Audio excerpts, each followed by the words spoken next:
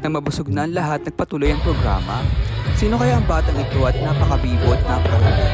Guys, yung talent yarn at nagbigay na nga ng message ang kanyang mama. Mommy and Daddy will work hard for your future. After you finish your school, you can do whatever you want. Wish ko sa'yo, anak, huwag ka nang maldita. I love you. Natouch ako sa message nila. Very supportive ang family niya. Meron din 7 gifts, 7 blue bills, 7 candles, at 7 roses. Siyempre, hindi mawawala ang pinakahihintay ng lahat, ang magic show. Grabe, sa sobrang galing ay mangha-mangha ang mga bata.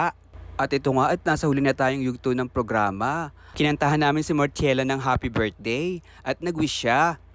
Ano kaya yun? Ang hiling ko sa iyo ay maging mabuting bata at sooner maging mabuting tao.